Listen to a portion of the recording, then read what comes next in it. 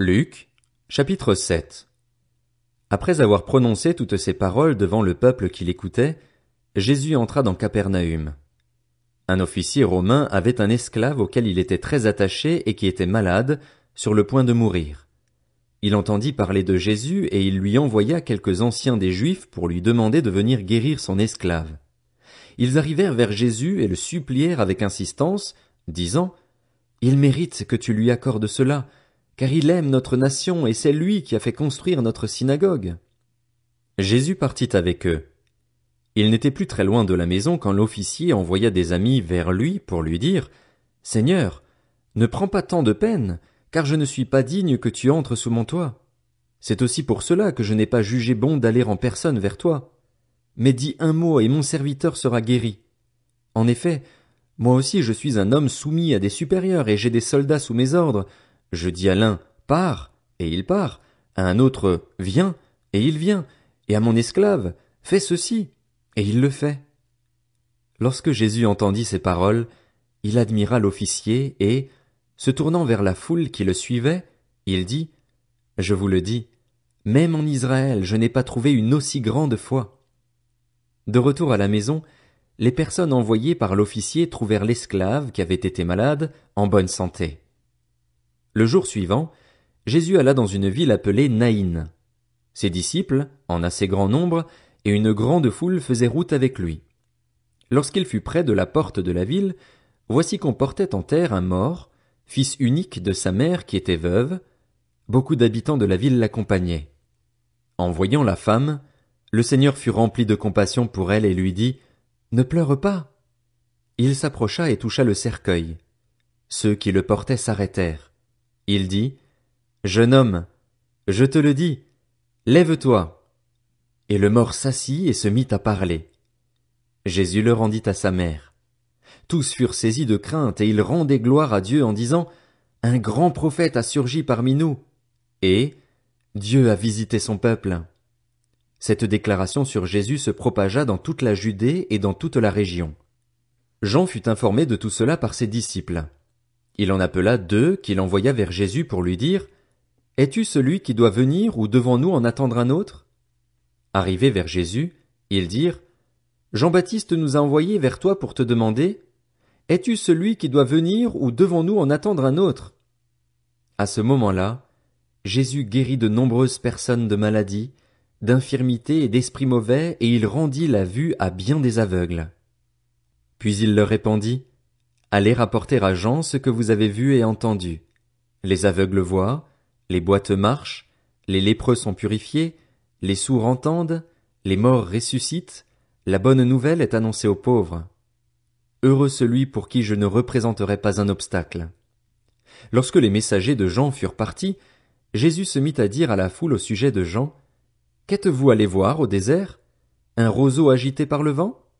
Mais qu'êtes-vous allé voir? Un homme habillé de tenue élégante? Ceux qui portent des tenues somptueuses et qui vivent dans le luxe se trouvent dans les maisons des rois. Qu'êtes-vous donc allé voir? Un prophète? Oui, je vous le dis, et plus qu'un prophète.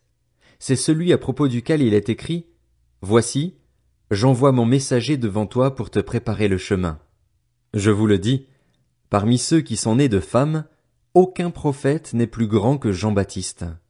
Cependant, le plus petit dans le royaume de Dieu est plus grand que lui. Tout le peuple qui l'a entendu et même les collecteurs d'impôts ont reconnu la justice de Dieu en se faisant baptiser du baptême de Jean. Mais les pharisiens et les professeurs de la loi, en ne se faisant pas baptiser par lui, ont rejeté le plan de Dieu pour eux. À qui donc comparerai-je les hommes de cette génération? À qui ressemblent-ils? Ils ressemblent à des enfants assis sur la place publique, qui se parlent les uns aux autres et disent: « Nous vous avons joué de la flûte et vous n'avez pas dansé. Nous avons entonné des chants funèbres et vous n'avez pas pleuré. » En effet, Jean-Baptiste est venu, il ne mange pas de pain et ne boit pas de vin, et vous dites: « Il a un démon. » Le Fils de l'homme est venu, il mange et il boit, et vous dites: « C'est un glouton et un buveur, un ami des collecteurs d'impôts et des pécheurs. » Mais la sagesse a été reconnue juste par tous ses enfants. Un pharisien invita Jésus à manger avec lui. Jésus entra dans la maison du pharisien et se mit à table. une femme pécheresse qui se trouvait dans la ville apprit qu'il était à table dans la maison du pharisien. Elle apporta un vase plein de parfums et se tint derrière, aux pieds de Jésus. Elle pleurait. Et bientôt elle lui mouilla les pieds de ses larmes, puis les essuya avec ses cheveux, les embrassa et versa le parfum sur eux.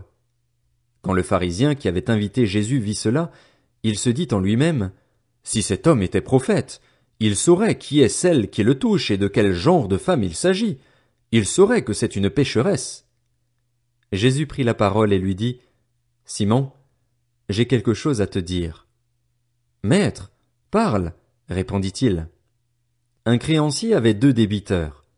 L'un d'eux lui devait 500 pièces d'argent et l'autre 50. Comme il n'avait pas de quoi le rembourser, il leur remit à tous 2 leurs dettes.